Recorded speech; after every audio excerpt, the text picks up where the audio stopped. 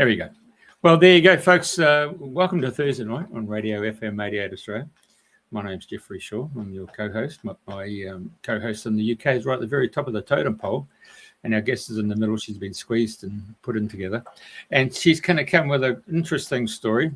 And I don't want to really give too much away because Pauline's really wrapped us up and made it into a very interesting presentation. Now, without further ado, I hand you over to Pauline and our guest. So, good morning from East Grinstead, the east-west line in the United Kingdom. And I'm delighted again today to say hello over to Italy to Emile Janda. So, how are you today, my dear? Hello, Pauline. Hello, Jeff. I'm very well, thank you. Good morning, good evening, wherever you are. And you also have a different name, as I do. Can you tell us a little bit about your name? Your galactic name? Yes, my galactic name is Ipa'Al Akana, but I'm shortening it to Akena. And that's the name I go by when I connect with my galactic team, when I write a book, when I represent the 9 White Sisters of Atlantis. Ooh, well, I must say, I don't know that there's going to be too many people that will even know anything about the 9 White Sisters. So tell us some more, please. Yes, so no, not many people know because the 9 White Sisters of Atlantis, that is my galactic group, and they came to me last equinox, spring equinox, not this one, last year. And as they appeared and they presented themselves. Well, I've had guide groups all my life, so I knew, of course, I have been communicating with very high vibrational beings for a long time. But they presented themselves and they came in 9 as a group of Atlantean, you would say priestesses, but actually they were regarded as half gods, which is, half extraterrestrials. And I was one of them in the Atlantean time. So they recognized you as their sister in time, on another time. Yeah, well, they knew I was, the whole life of mine was a preparation for this reveal, this communication with them. So they knew, of course, it was me who was getting ready to remember, me who was getting ready to be able to also hold those high frequencies, to be able to communicate with them and bring forth the knowledge, the knowing, the teachings. So while they knew, I didn't know. Okay. So how did that all happen? Well, that would be is that spring equinox 2025? Yes, it was. So I was just in a 1.5 year period of great, what I call solitude. So I was chosen one. I was really retiring into my beingness and really, meditated a lot on why and what and so on. Again. And this time I knew there is something is cooking, something is being prepared, something bigger. And I was called to write a book, which I have never really aspired to. I have written several protocols, as in my work with quantum therapy, working at the DNA level with trauma healing, trauma transmutation. So I have written several protocols, but never a book. But that was the message. Well, write a book about our time in Atlantis, and we'll be talking about the techniques, the teachings, that technologies. I'm not necessarily maybe liking the word technology, but that's what it was, natural organic technology. And so I started writing a book about our time in Atlantis, and it was so beautiful. And it was this, in a way, memoir, as I was shifting from my Atlantean self and simultaneously recognize that I'm Emilie, I'm in my human body. So it was an incredible experience, incredibly intense time. And while I was writing, suddenly a white light modality, healing modality, came through. That's what we were using in the Atlantean time for preparing human body to hold higher frequency, higher consciousness. Mm-hmm. That was our task. That was our main task in the Atlantean time, to organize the human body so that this extraterrestrial coding can be carried on, as we are all seeded extraterrestrials, basically. So the white light came in. So I had to write that protocol and test it on myself and my clients. And then the reset, which is actually the most important one, came in. Mm-hmm. So I was writing a book. I had to pause, writing a book again. Then I had to pause, and the reset became a book, which is about to be published as we speak. Wow. Yeah. So, the reset. Upgrade your energy, the reset activations. Wow. And where did that picture come from? It's exquisite. It's pineapple. Is it? Oh, Is it a pineapple? A magnified? It's I don't know. I found that I love that photo. It's a plant. It's might be pineapple, yeah, or seeds. I don't know. Okay. It's pretty cool, whatever it is. I like it. So, in the writing of this book, so you've been preparing for the reset since my birth. equinox of 2025 for the Earth. Well, I think the preparation was since I was born, because of course going through, as we all do, we all go through preparation to perhaps carry on the mission, the purpose why we are here. And sometimes there are many more smaller missions, sometimes there is bigger mission, so-called mission. And I see now that I have been prepared since I was born to this time, to this. This is what many people. Yeah, I think many people every now and again they get to a point, and there's a knowing. I was born to do this. Yes. And it doesn't come from any rational explanation, but now you're unraveling that which you were born to do, which is to write this book.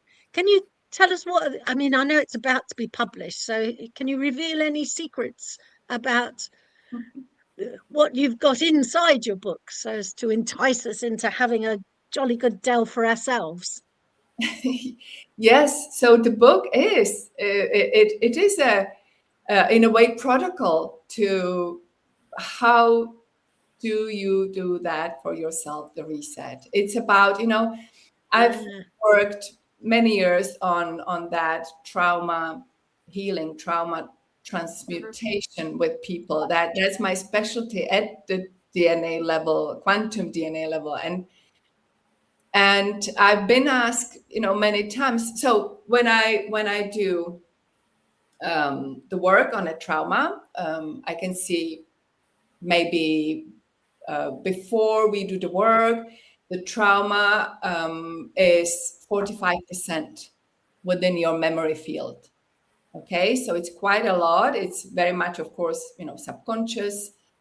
And then after the work, there is always some percentage that stays, could be 15, lingering, 10.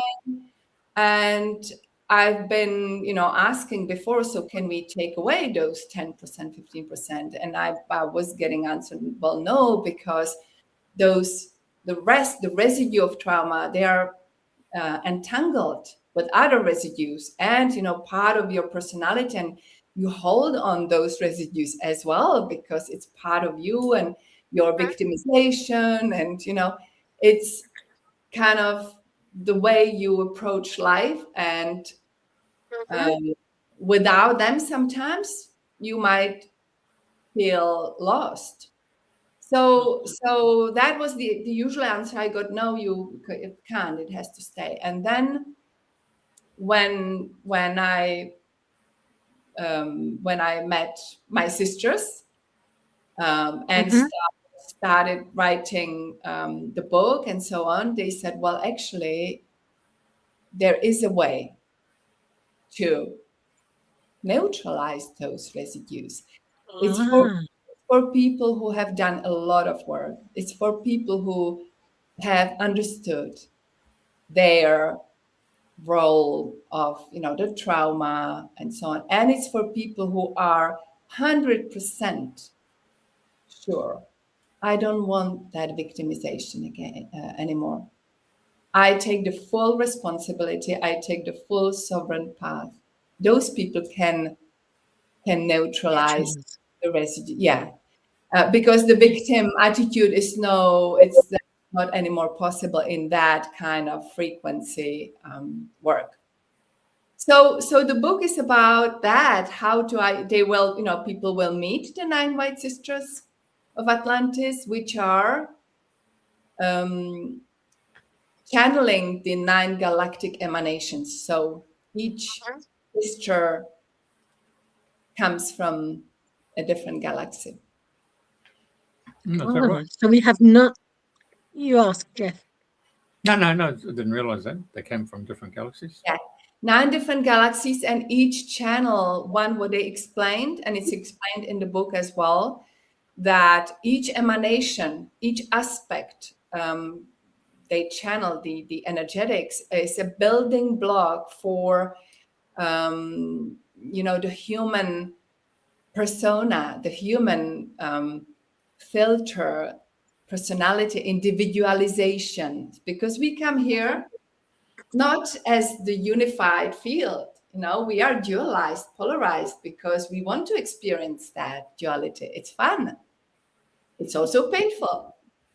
So, it's about, we need that experience. This is why we are here, having that experience. Yet the goal is not suffering with it. The goal is, let's play with this duality. Let's create, let's have fun now. We don't need to suffer anymore. So the 9 emanations, how would you identify them? So they have each specific quality. So this is what is described in the book. They have a specific quality, specific characteristics, both as the emanations and as the Atlantean sister. So you will recognize, they are different, and it's a beautiful tapestry. And this is what they say, the 9 basic building blocks. Because 9 by 9 plus 9 plus, so plus 3 is, of course, very powerful building block as well. So are they there? Oh, here we are. Galactic architecture, the galactic nurturer, luminary, alchemist, sage, guardian, inspirer, sovereign. That's a 1, 2. Oh, hold on, finish off. Unifier. Ooh. Is that all of them? 9. Did I get them all? Yep. Cool. All right. So, could I ask you a little bit more about because I like to go to the end, work backwards. The Galactic Unifier. What have we got to say? What can you tell us a bit more about that? Galactic Unifier is, well, one of those, by the way, 9 white sisters of Atlantis. I've been asked on another podcast, they say that the lady said, so by saying white sisters, you don't mean Caucasian white, white Atlantean emanating the, you know. Oh, there's no racism here. No, we don't know. That's really just because they emanate, of course, they are the frequency from their own galactic field, but the frequency and the colors are not necessarily recognizable for our human eye. So, you know, what we get when they are all together, it's white light and incredibly white light, which is doing amazing transformation. Well, if you ever remember Pink Floyd's Dark Side of the Moon, the LP back in the 70s or 80s, there was a prism that had white light coming in and it refracted all the different colors. So I'm going to go with that. So there's absolutely nothing. It's to do with white containing all the frequencies and all the colors. Yes. Good one. Well, there you go. So carry on, please. What was the question? Galactic Unifier. So that was all about the sacred relationship. So in this life here, in the past life was in the Atlanteans, would you have been deprived yourself of sex, and so you had to be this holy goddess and all that stuff? Now you come into this world, your soul split up, and now you got to look for the male half, or what's happening there? Looking for male half. Interesting question. Go for it. Well, no, you've got to discover the male anatomy, I would suggest, to sort of get the balance, you know. Very true, but very true. Very, very, very good question. Intuitive question. Yes, of course, that might be the case. Yeah. I mean, if you have a look at all the different Christian principles, you know, the monks and all that stuff, they abstain from sex and stuff, isn't it? But to try and keep their energy up. Yes, so it's very true. So regarding the feminine and masculine, so I've been working with that, and I have led a couple of retreats on divine feminine integration, and with the divine masculine, of course, and healing the what blocks actually that integration. It's not integration, it's the sacred dance, because you don't want to integrate those two, you want them keep moving. So that's a very important part of that, of course, having alignment of the divine feminine, divine masculine within each of us. We need both energetics, very, very important. As we can't have just predominantly being one, then only feminine, then there are missing the action part, that focused part, that the masculine is absolutely necessary if we want to go with our dream, be on our purpose. So the harmonization of masculine and feminine are absolutely necessary, but we have to do the work within ourselves first. So it's not about, of course you go there, and if you're lucky you meet your divine partner, but before you can do that, you need to align yourself with energetically, so that you then need two aligned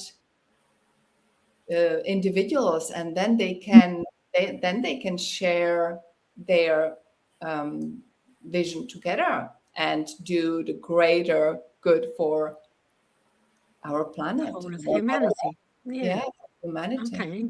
The only reason I'm saying that is I've met this guy. I use his Anglo-Saxon name, Christopher. He's got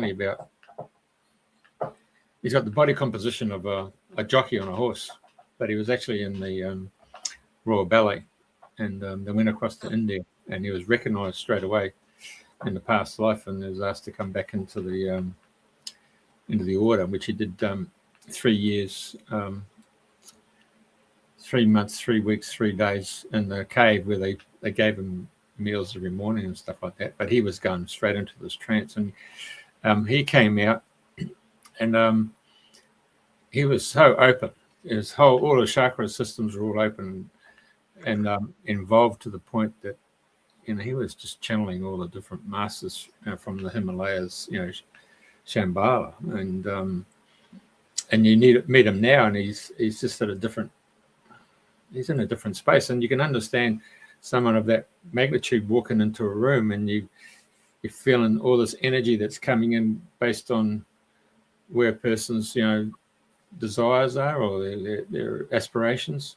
And so you know yourself that when you go into a room and all of a sudden, you know, you feel connected with someone because they're actually we use the word, they're on their wavelength, aren't they? Their frequency, their energetic aura is spreading out, and it just interacts with yours, and you feel so comfortable with it.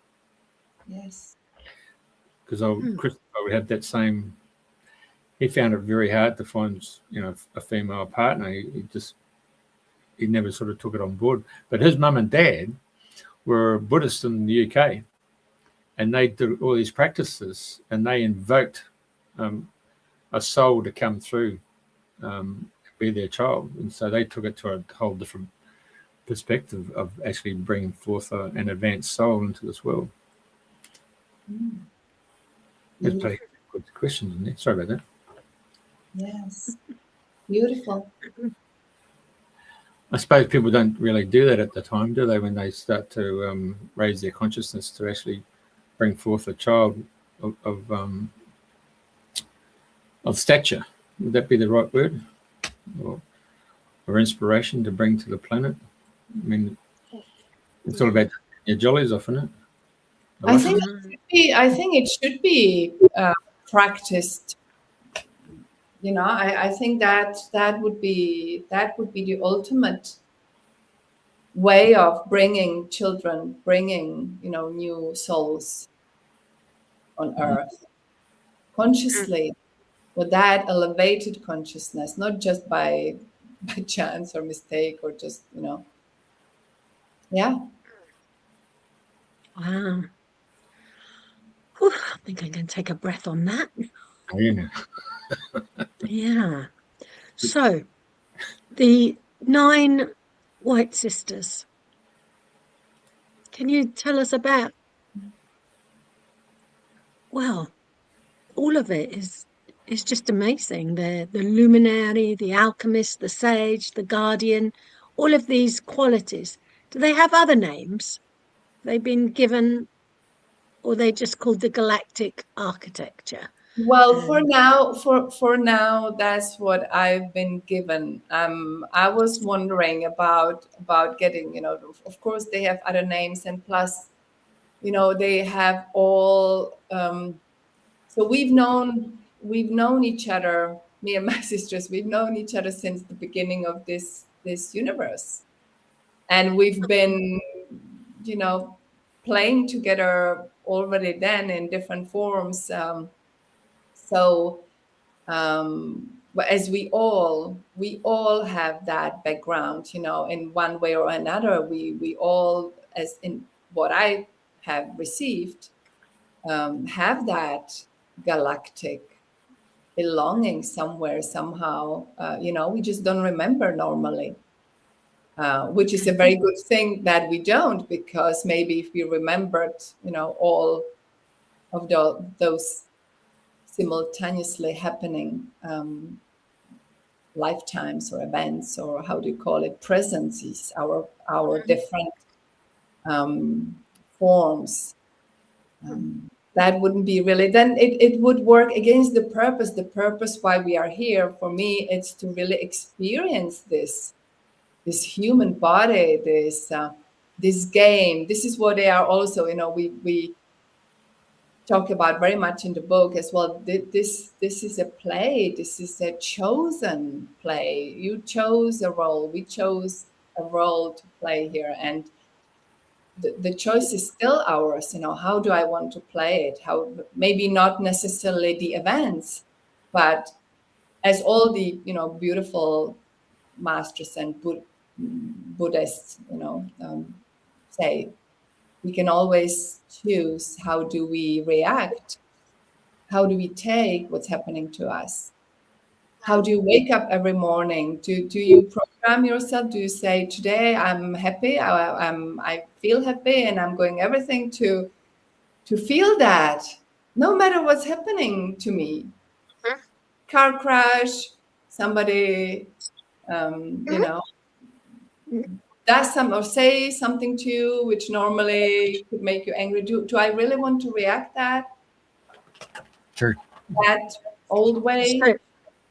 So it reminds me of the saying someone said, between stimulus and response, there is a space. And in that space, you can choose. And is this much more of that same theme from the Nine Sisters? Yes, very, very much so, of course. Then backed up, because there is the notion that goes through the whole transmission, because the book is a living transmission. So you receive at the same time coding when you read it, and you do receive, the healing through that coding. So, but the main kind of message, which is actually has been always in my interaction with people and clients and so on, is the sovereignty. It's that just let's not be the victims. Just let's not blame other people or circumstances, because that keeps you in that misery or unhappiness or so. So that is a main theme there of one of the main messages for me, at least always. And in that, how do you react to what's happening to you? One thing is using that sovereign, that inner power and intuitive abilities. I can react differently. And then, of course, the reset, which is neutralizing the duality behind, which is very subconscious, which is sometimes, we can have the best intention to react differently, yet then our subconscious programming comes with a lot of trauma, where we, which is piled up with maybe not the best reaction, or sadness, fear, anxiety, anger. And so the reset is neutralizing that judgment, the negative energy charge of that duality. So yeah. I can think of an example where I know that I've gone ahead and I've, if you like, communicated something with a very good, heartfelt, positive intention, and the response has been aggressive, angry, complete opposite, selfish, egotistical. Whoa! And it creates quite a firework, really. So are you saying that can be neutralized, and that's one of the purposes of the reset, to breathe it through? What would I do in those circumstances? Yes, absolutely. That's the whole purpose of the reset.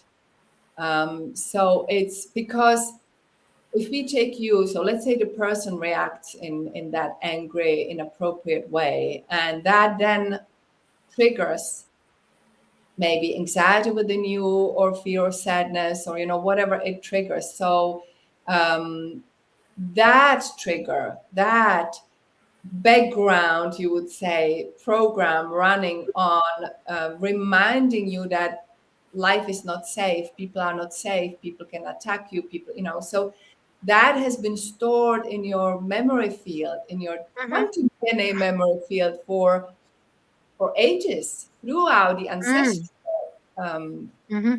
patterns.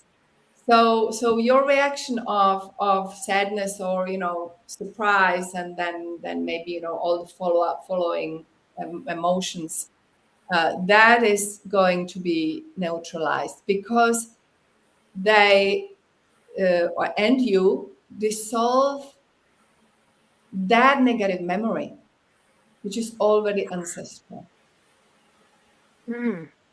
So you don't have to go back to past lifetimes or to remembering grandmother and her mother and so on, what happened there. That's not at all that. It's really a memory charge. You see it like we are electromagnetic beings. So our memory has that quality of charge. And what I've noticed when things like that have happened is that at some point, when it seems from what you're saying and my interpretation of it is that when that's neutralized within me, I do an awful lot of sneezing. Really. Yeah, that could be, it could be the reaction. And the biggest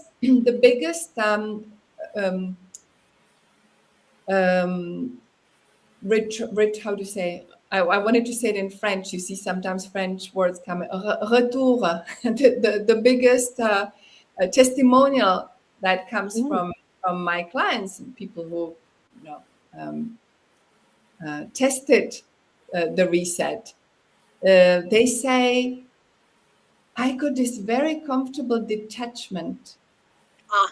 Emotional detachment. So that one is just so beautiful, because you might then be observing that person coming back negatively back to you, and you just look at him or her with that kind of knowingness. This is just a play and this is his issue, but it doesn't touch me in that way. It doesn't trigger emotion, negative emotion within me. And what I discovered as well was that, we treat, when I do one-to-one sessions, so we treat a specific issue, because what's important is to understand the trauma residue, understand what was different. Okay. And when we do so, we treat maybe, one aspect.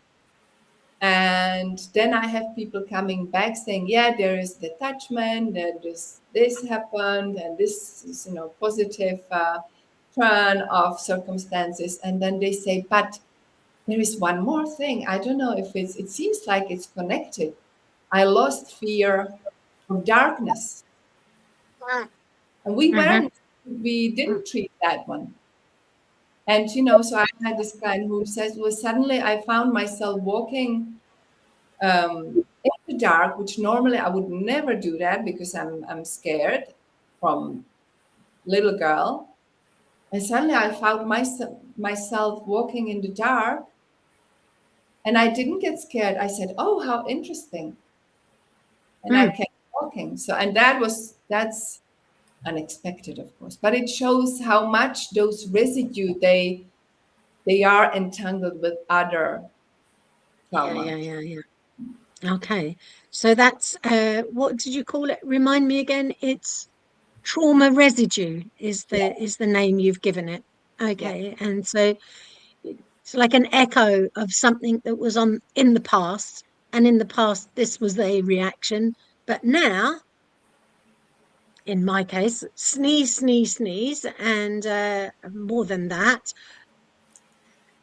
and there is a calmness and a detachment to the whole process. But you know what? I am me, and they are they, and this is it. And I can wake up in the morning and say, today is going to be a happy day. Let's be a happy one.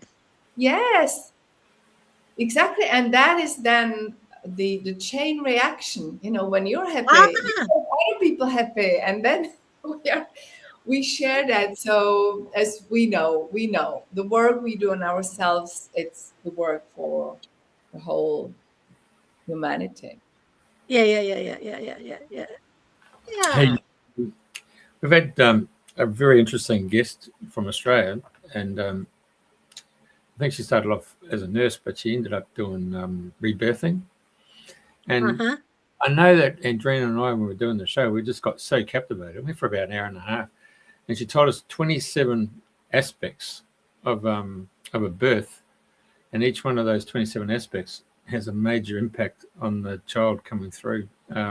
Wow. Well, and what it brings in, and a lot of it can be associated with just with the mother in itself, and whether or not there's a forceps delivery, or whether it's a cesarean, or the fact that, when you see a butterfly coming out of the cocoon and people will try and open up the cocoon for it, but it needs to really break out of the cocoon and let the essence to go out to the wings that fold it. If you don't do it, it won't develop. It's the most profound thing. And then when she got into it and did the rebirthing with the individual, it took them to a whole new healing program. Wow. Amazing. So, and then yesterday, the guy from the United States, I mean, he was a military guy. And he did one of those salt baths, those floating things, float baths? Yeah. Floating things.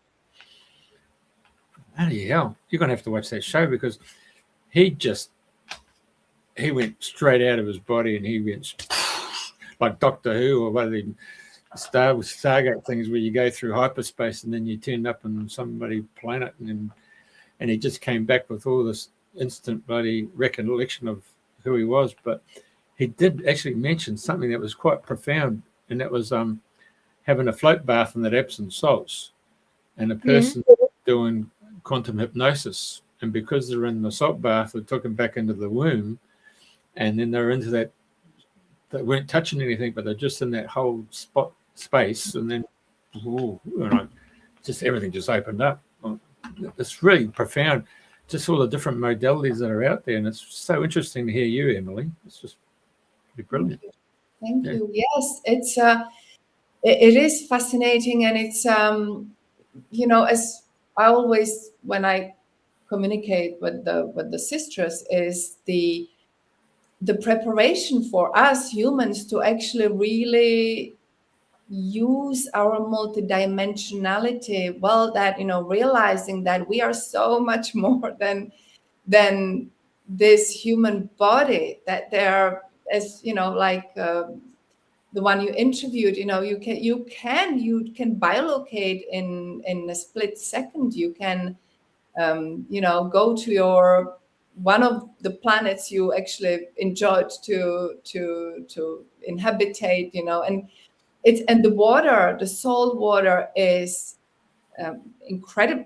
That's how to say a transmitter and carrier, of memory. I mean, the water, of course, and there is everything, all the information we find. Well, we find all the information of our history, our Akash, in every proton of our body anyway. So, it's the holographic memory, the holographic system. But what the sisters say, well, just get used to that notion of you are a cosmic being. You are a galactic first. That's why, 9 different galaxies. Plus, there is one information which is really interesting, which I found throughout the process, is that each galaxy corresponds to one of our chakras. And not only that, that our galaxy, Milky Way, is currently the solar plexus of the larger universal body, of the body which is, holds our universe. And I read somewhere in the process of writing, suddenly, how it is with synchronicity. So I get in an new article saying that the Andromeda Galaxy and Milky Way, they are moving together. They are kind of, getting, and there is a prediction that they would merge. So I asked the sisters, what does this mean then for us? And they say, well, the urge for humans today is very much to operate through the heart, chakra, to be in the heart, to be heartfelt, to have that love as communication channel. So yes, Milky Way, Andromeda are merging, and Andromeda is a heart chakra of our universe. Wow. So that's why we feel that pull to being more from the solar plexus, which is I'm here, I exist, I succeed, I express myself, who I am. That kind of part of human history is very much about I'm recognizing myself as well, who I am, what I am, and then merging with the heart, becoming that we will become really very, very, very important and worthy galactic members, cosmic members of the bigger family.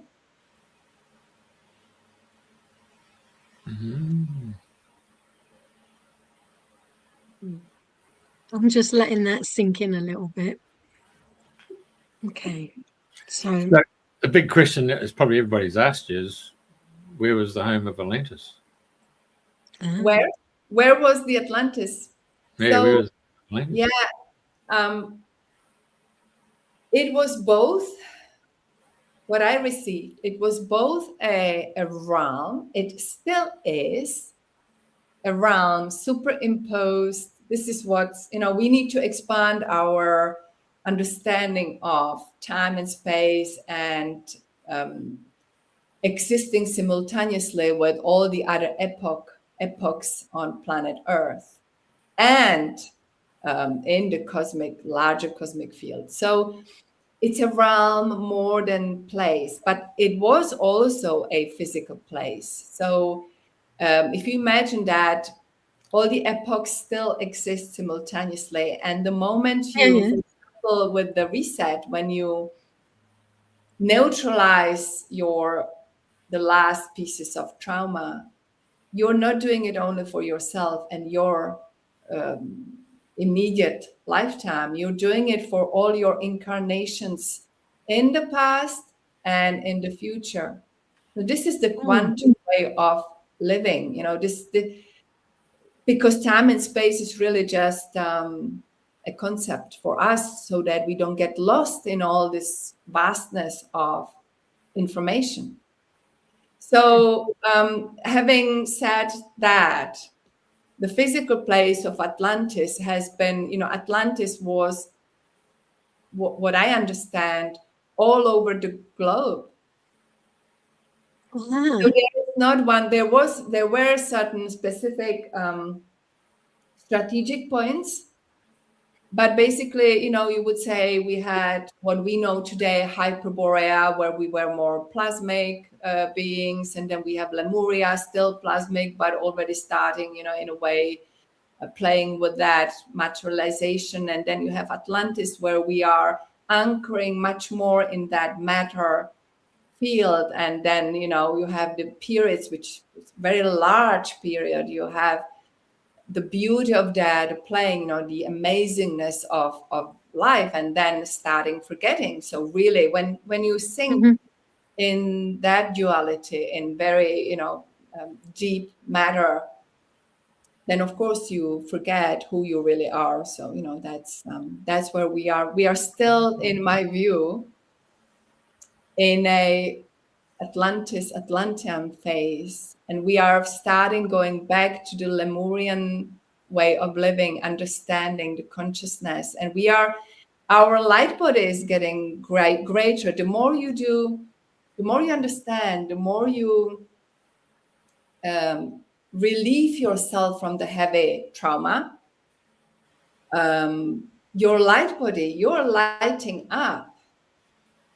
The light photons of your body are shining brighter. That's what, we call light body, and activating your light body, or Merkaba, which, by the way, it's a part of the reset, which I teach also Merkaba activation, have done for many years. It's part of that.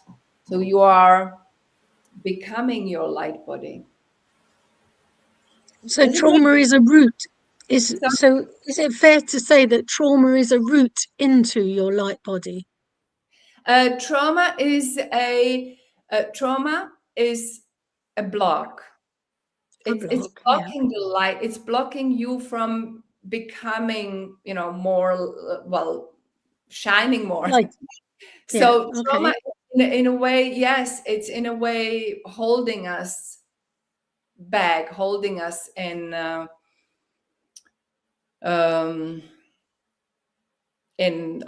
planet Earth, but we don't have to be held by trauma. We can be held by that greater consciousness of we can enjoy life at the same time as enjoying the knowingness that I'm a cosmic being. But right now I choose to be on planet Earth, having fun, drinking wine, maybe not much, but here and there, that delicious food.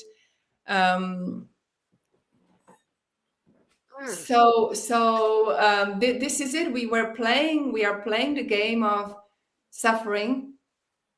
Yes. The human condition, we don't blame. I mean, people, of course, we've been programmed all, but it was, to me, taking that responsibility, saying at some level, we knew what we were coming into and we agreed to play that game. And now it's up to us, as they say, to wake up to that realization. I'm playing just a game. What game do I want to play? So it's about having had a traumatic experience on here in planet Earth. After some time, that trauma's neutralized. I'm just surmising what I've understood. And once it's neutralized, can then go to a place where you can decide, well, what game shall we play now? Now that I've done the trauma victim or the trauma persecutor or the trauma rescuer, we've got more games to play. And what's on the menu today? Yes, absolutely. And let's stay with that higher consciousness. Let's stay here a little bit longer on this beautiful planet Earth and do some traveling and some shining with our light body. Sure. Why would we go somewhere else now when we, work through all this? Yeah, the whole world stage. You don't have to go Stratford-on-Avon, do you? Stratford-on-Avon comes to you. Yeah. Okay. Swan Theatre. And play a Shakespeare role. Yeah, that's good, mate. So that's your journey at the moment there, Emilie, is sitting in there in Italy, just taking your time energetically, and then step out.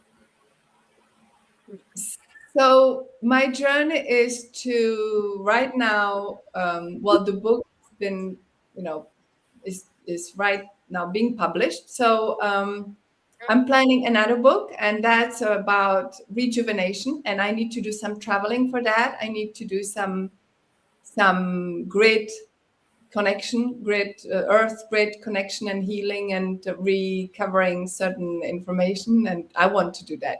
I don't have to, but I want to do that. And I want to go to Australia, travel to Australia, of course, again. Sorry? Is that right? Yeah, it's right. Yeah, that's right, mate. The land of crocodiles, sharks, snakes, stonefish, stingers. Yes. And amazing waterfalls and beautiful people and, the food, but that's okay. If it's fresh. Good one. We got past fish and chips on a Friday night, mate, I tell you. I know, well, but nothing into fritters now. Well, nothing can really beat Italian and French food. So, I know. Well, so where does your family name come from? Janda. I've never come across that before. Is Czech. That's Czech. That's Bohemian. I have Bohemian roots. I was born in Prague. Wait, really? Uh-huh. I lived most of my life in Denmark, in Copenhagen, where my children are. They are grown up. And then France and Italy. But I'm a Bohemian spirit. Oh, yeah. We'll have to look for that song. A Bohemian word is very good to encompass all the different colours of the rainbow. Yes. Exactly. Tracks. I get Seriously. I can't play Bohemian so I Rhapsody. get It goes down. ah, Copyright. Anyway, Oh, okay. it's just a word, Jeff. I got to. And Right. I just, yeah, go ahead. So for your upcoming retreat, what would be going on there? I mean, of course, you can't predict exactly what's going to happen in the future, but you must have some kind of framework by which you receive people and then take them through a process. Tell us a bit about that, the upcoming retreat that's going to take place. Yes. Because this, I'm assuming, is a sharing of what's gone on for the last since the last equinox over the year, where you've put down on paper all the things you've received from the 9 galactic emissaries. And so please take it away. Thank you. Well, yes. So of course, I offer one-to-one reset sessions, which are in fact 3 sessions, because it's the energetics are so profound and intense that you can't do it in just one. I tried it. I was shaking for 2 days. I tried it on myself, not to do. So one-to-one sessions, of course, and then I am planning a retreat here in Montabone in Italy for summer solstice. So June 19 till June 23rd, where we'll be doing the reset alongside with eating delicious Italian food, wine tasting for those who are interested, of course, and here in the midst of the vineyards. And I am on the Michael ley line. Yes, you mentioned this. Energetics, yes. Uh-huh. So that is the first one, and then planning another retreat, which is in the sanctuary of Marie Madeleine in south of France, where she lived the last years of her life. And that retreat is more about balancing the feminine, masculine energy. So the reset is just only in Montabone so far. I'm in process planning other events, possibly in Australia in the end of the year. Okay. So, and the retreat is what, 5 days long?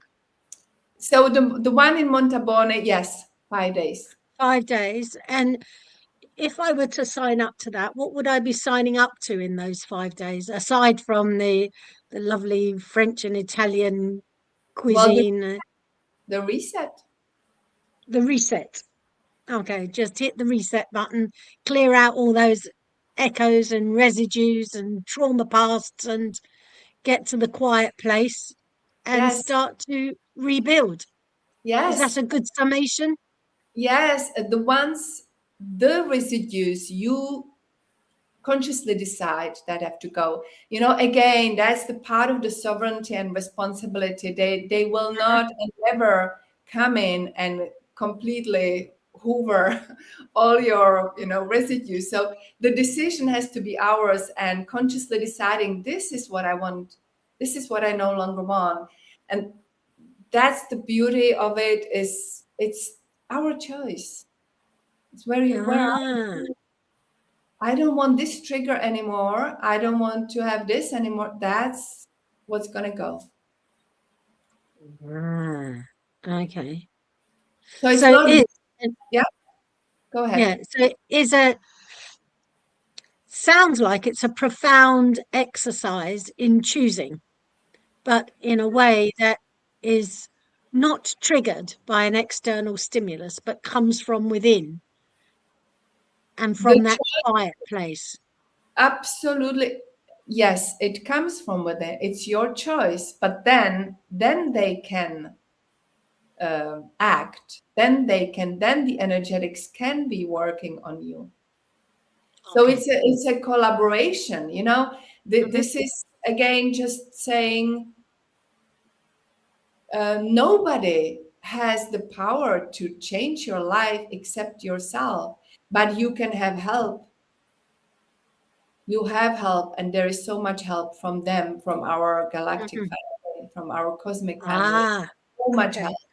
But you need to realize this is what I don't want anymore, and this is what I want. So part of the reset is, of course, in the book, we talk about it, is writing a new story. Okay. You must start writing a new story about who you are and yourself and what you want as well, and then integrate that story. You know, that's all in our choosing. Yeah. So we write our own history in the making. His story. That too, because when you write a new story for the future, you also go back and actually see that what happened to you was a gift instead of the blaming game. So we can have a story game, or we can have a blame game. Yeah. We can choose. Yeah. And what do you want to continue? Yeah. Okay. And so in France, when you go to the place of Mary Magdalene, is that too on the ley line? That is not on the ley line. No. But there is energetics of Mary Magdalene, very, very strong, very strong. It's, there are caves. There is a cave where she used to meet people and heal them. Okay. All right. And for those of us who don't know, could you tell us anything about the Mary Magdalene or the Michael ley line? Yes. So because I know that there's a point of it runs through Marizion in just near Land's End in England. Yes. Imagine, I've been to Land's End. And I didn't know there was a Michael ley line coming through. And I was so fascinated by that place. There you stand really there in the Land's End and the spot where you're looking at the ocean. And so the Michael ley line starts in Skellig, Michael, it's called. It's an island close to Ireland. Oh, is it? Skellig? Skellig. Skellick. Skellig. Yeah. Skellig Island. Oh, find that one for us, Jeff. Go on, keep going. This is good. So it starts there, then goes through Land's End, then goes through France, then goes through where I am, Montabone, through Italy, all the way to Israel. Whoa. Wow. So it looks like it's a bit of a diagonal. It's just literally a straight line that runs all the way through. Yes, it is. And of course, the ley line. All the ley lines. Go on. Yeah, all the ley lines, they basically magnify energetically where you are at. So you better be well aligned and harmonized, positive when you're on a very strong ley line. So they magnify energetics, and of course they are positive mostly. But if you're in very dark place, that will magnify that for you, so that you realize you better get out of that. Okay. So you've now inspired me to check out Skellig Island and see where it all began. Go back and have a look and have a little snifty around there and see what's going on. All right. So when is your book going to be published? I know you said it's in the process of being published. Do we have an activation date? So it's already published on Kindle, Amazon Kindle. And I just ordered proofread, how do you call it? Copy. So that I'll proof copy to check whether everything is all right. And then when I say it's good to Hit go. the send button. And it should be within a week. Yeah. Wow. So we're right on the cusp of birthing your new book to the world. And this is your first book. That's my first book. Yeah. Wow. You've got a new baby coming along. I certainly do. And it might actually, when coming back, it might have taken 9 months, actually. I don't have the dates right, but I'll look into that. Okay. And remind everyone again, what's the name of your book? The Reset. The Reset. Easy to remember. It is, isn't it? And the subtitle is The Sacred Teachings of the 9 White Sisters of Atlantis. Yeah. And so the sacred teachings encompass all those things that we've mentioned and we've talked through. And much more. And much more. You know, can you give us a little much more? Just No. No more, much more. Okay. There must be a surprise. So the reveal is yet to come. Yes. And yes. Okay, so we'll delve into it in our own way and look at the reset. And it's a very individual experience when reading these books because they're all coded. Is that correct? Yes, it is. So we get our own transmission. Yes, it's a living transmission. That's what they call it. Okay. Living transmission in the sense of you are connecting to, encoded codes, encoded energy while reading. You know, that was common to many of the sacred books throughout the history.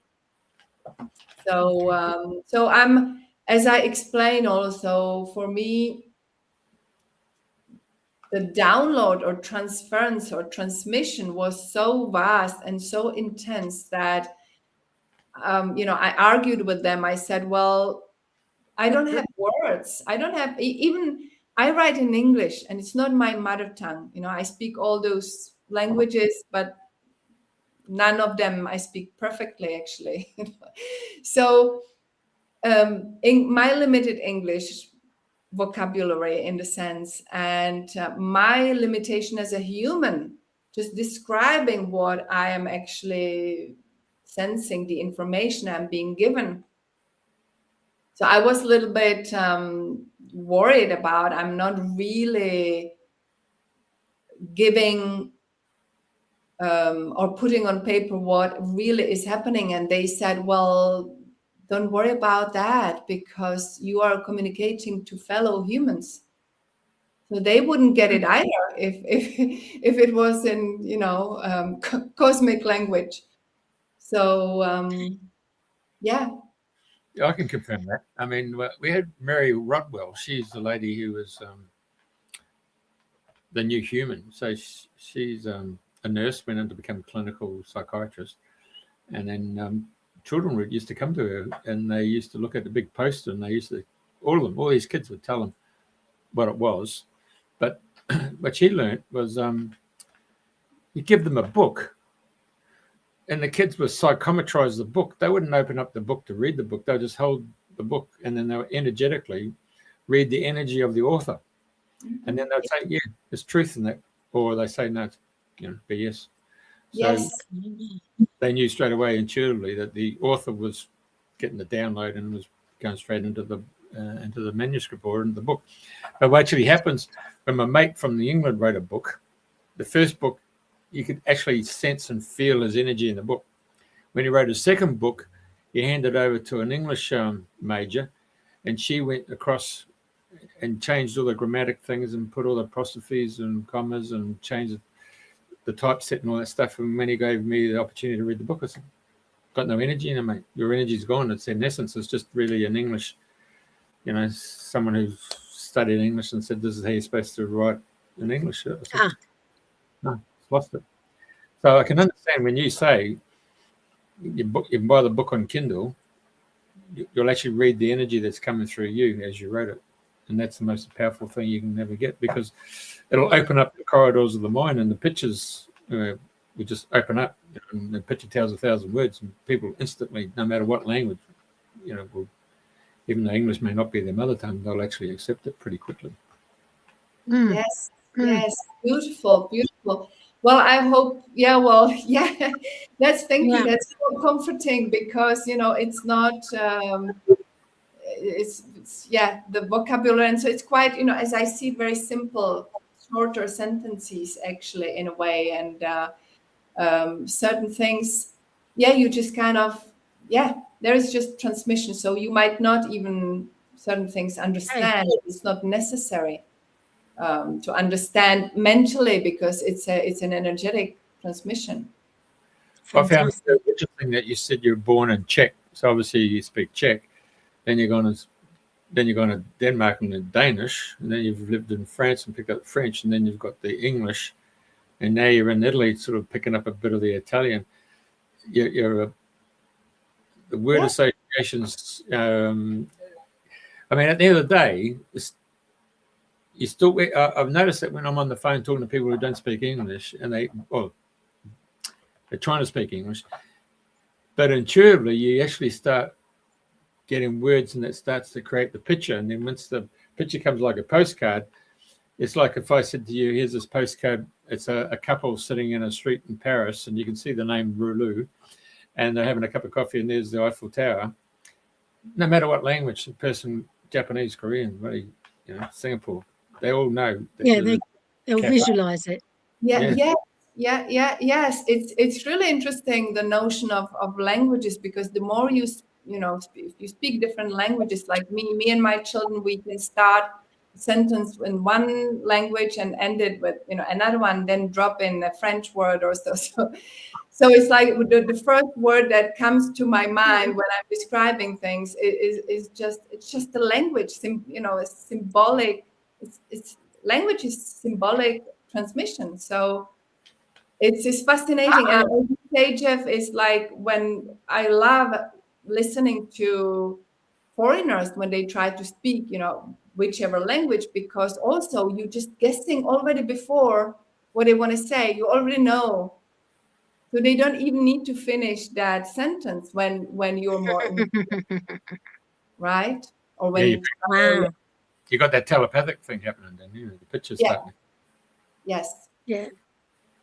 And I saw that you flashed up that somebody's already bought the book, and I was about to say book purchase. Thank you very much. Oh my God. So it seems to me that now is the time to get it at its purest form, before you've gone into the proofreading, and where there's a few commas not in the right place, or exclamation marks, or whatever it is that's put it into a grammatically correct format, but not a galactically correct format. So now we're in the galactic phase. I have to add one thing. So for Jeff, what you said, actually, that's why I did not. Everybody told me you need an editor and someone who is reading it for you, and I said no. Nobody can, do that. So I decided it was a clear decision, only me. And there might be many, mistakes, but it has to be in the form. So even the printed form will be like that. It's me who is going to proofread it. And I started the radio, and it was a real open, expansive studio, and these commercial broadcasters would come in and they'd have a go at me and said, you need to soundproof it. I said, why do I have to soundproof it?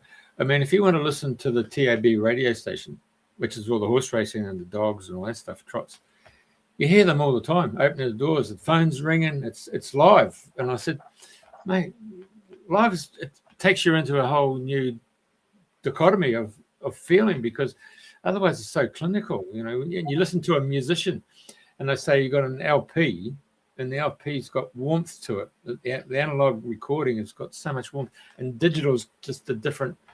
It's really quite clinical. It's almost like you're in a bloody dentist. Yes. Yes, very true. Very true. Very true. Yeah, so you're living the dream and you're actually expressing it. So that makes it so authentic and so real and transparent. Yes. Very true. I love that. You speaking to my part, because that's also the authentic self, the self, that coming back to your core truth. That's what we are all asked to do more, and shedding the masks which we've been, kind of forced to program to put on. Just being really the self as much as possible, because that's the most fun as well. Then we showing who we really are with all the quirks we have. So it's not dreaming the new dream, it's living the dream. Living the new, while you're dreaming, you can do both. You can dreaming, living, living and dreaming. Both, you're going into your crone stage there, darling, and then you're going to your childhood. Boom, let's go for it. Yes. Yeah. And making both decisions as well. Really, if you're in a space or with a person, or I don't know, situation that really is not fitting who you really are, well, taking a bold choice is very important. That's that also part of that empowerment, right? Yeah, mate. Yeah. Okay, so we're going to boldly go. We know what's gone before. Yes, it's never been gone before. Or at least we thought it had never been gone before. And then we hop on back to Atlantis and Lemuria and think, there's nothing new under the sun. You're just doing it the same but different. Can I tell you, when I tuned into Atlantis, this is might be a couple of years ago,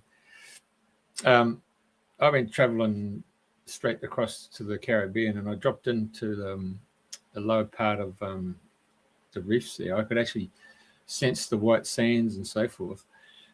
And I knew I was coming into Bimini or whatever it's called. And I came to a stop, and underwater there I started digging and pulled out this humongous big book, massive, big, huge book, it would have been, I'd say just under a meter in length and probably about 500 wide. I'm talking about millimeters. Yeah, I'm talking in metric. And it would have been about 150 centimeters. So it was a massive book.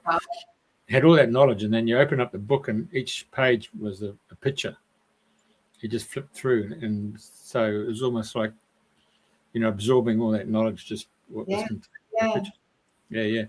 But recently, I've been asking about the Lemuria, and where was the governing principle of Lemuria. So I found it was in the Pacific at a place called Ponape. So it's up by Micronesia, up by Guam. Well, yeah. Well, Lemuria for me, it was a little bit, same Atlantean realm, Lemurian realm will still exist. Other realm. But on planet Earth, I would be, it was kind of quite big as well, and coexisted with Atlantean realm as well at some point. But more, I think I can see perhaps Hawaii, in that kind of belt down, more southern hemisphere in that sense. That's where I sense it. I've got a good mate. He's worked with the Aborigines up in Northwest Australia, and he said, oh my goodness, yes. Connecting, kind of like, I see it like a moon shape. Yep. Connecting, Australia, then Hawaii, and so Yeah, we'll have to talk about off here. Well, there you go. Bloody awesome, mate. Very good. Awesome, mate. Are there any questions you'd like us to ask you that you don't think have been asked? What am I going to have for dinner? Oh, well, do you know that? No. I don't know that yet, but for me, I don't know what's coming up. I haven't had breakfast yet. No, do you go through the letters of the sorry, go ahead. through the letters of the alphabet? Yeah, like, you know, come for if you want something to dinner for tonight, are you going through the letters of the alphabet and you say, oh, A for aubergine, or, you know, B is going to be brown onions or something, C is cabbage. Well,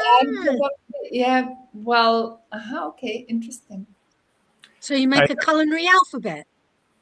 Well, I'll tell you what, if you ever go into the, what do you call it, food produce, you know,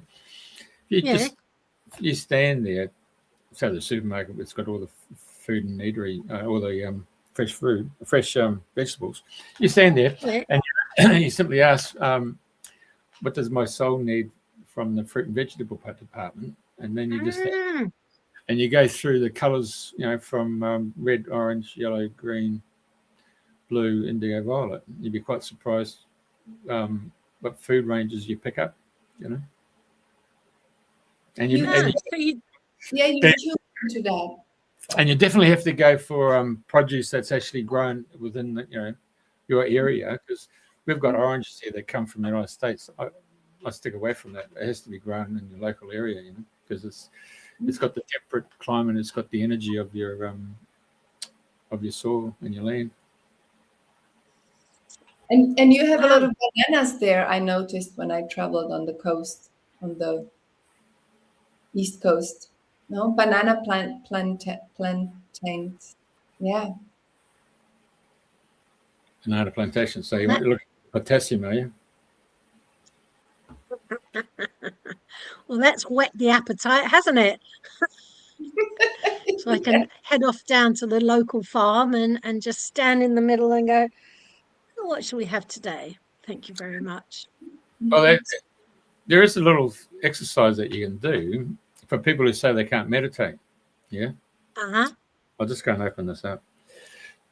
So you just ask people to, wherever they are, to say, I want you to step inside your kitchen, and I'm going to pick up your purse or your wallet, pick up your house keys, car keys, and then you're going to go out, shut the door.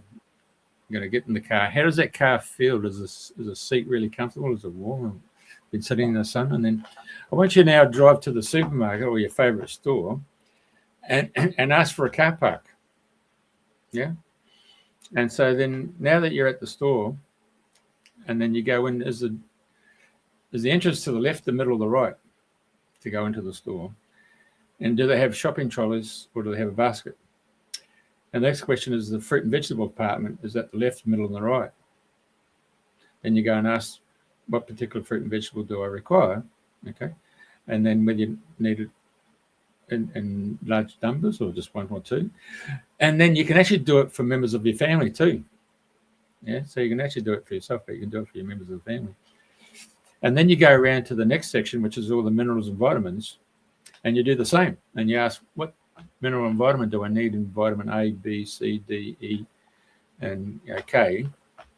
And do I need it in liquid, powder, and tablet form? Yeah.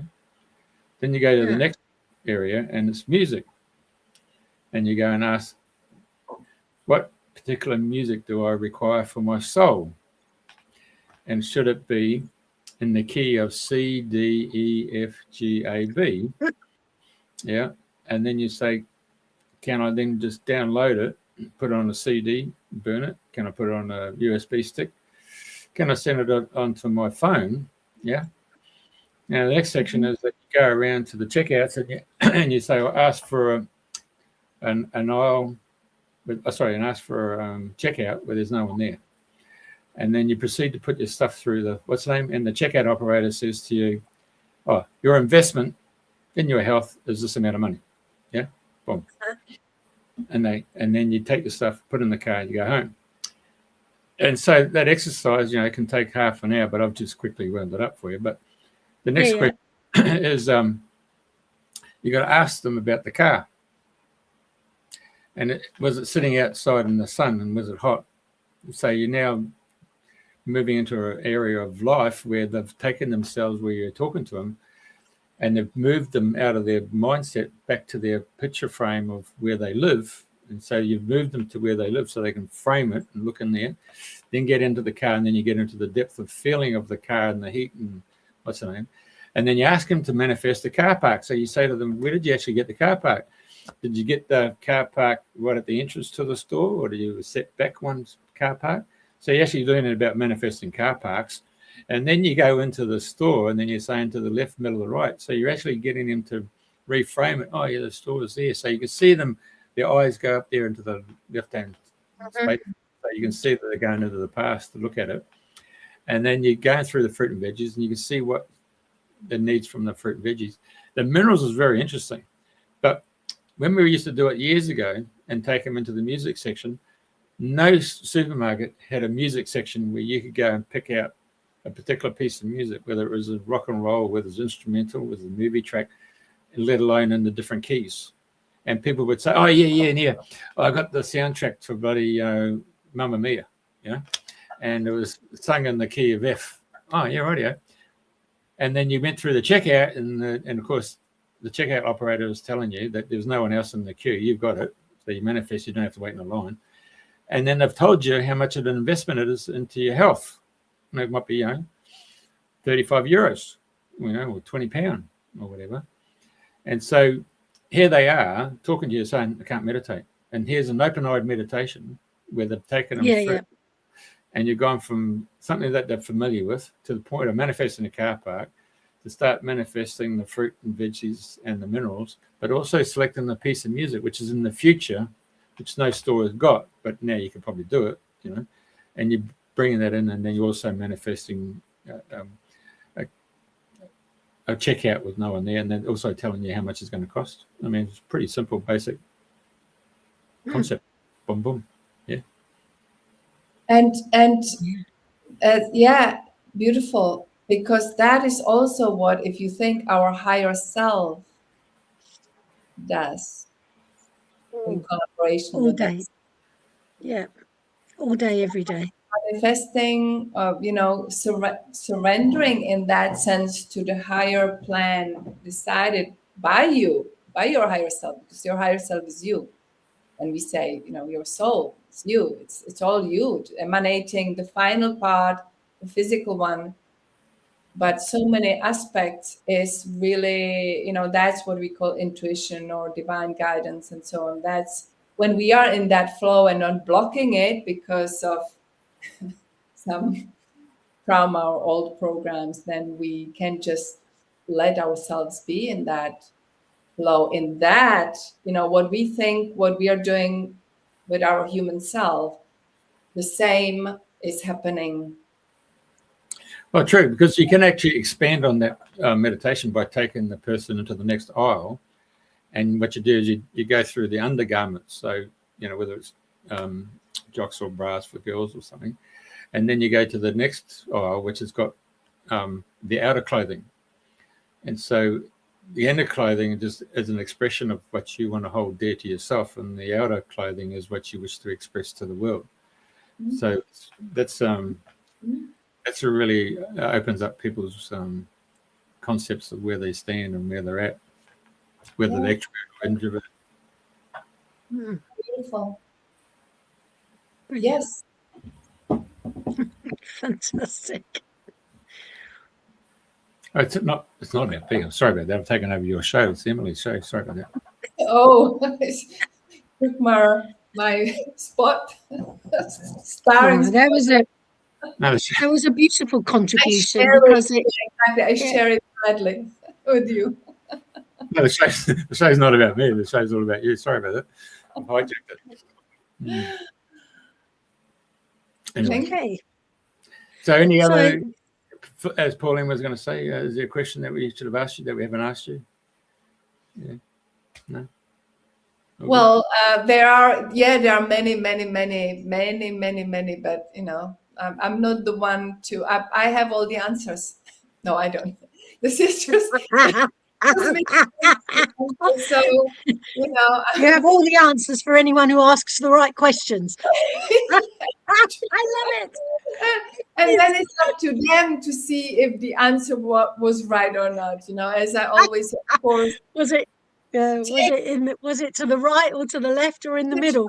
Yeah, just take what resonates. I can answer you, but if it's the right answer. Fantastic. I have to say it's been really, really fun talking to you and exploring the ley lines, the reset, the galactic galaxies, the different galaxies. Listening to everything today is very, very nice indeed. And I wish you well with the retreat. And we know full well you've had one sale on the book. That's as amazing. We've been speaking. Yes, thank you so much. Many more sales, and the transmission of your messages from the galactic emissaries throughout the world. Fantastic. Thank you very, very much for being with us.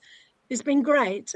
Great too also, Jeff, that you hold the space and allow people to have their statements in the world and to make their transmissions. Brilliant. Thank you very much too. Simulcasting away. Thank you so much to both of you. It has been fun. I love fun, so you. Thank you for that. Yeah. Okay. My homework is to find that island in Ireland, Skellig. I'm going to look for Skellig Island and see what's going on there. Thank you. Bye bye now. Stay online. We stay in the green room while we finish off.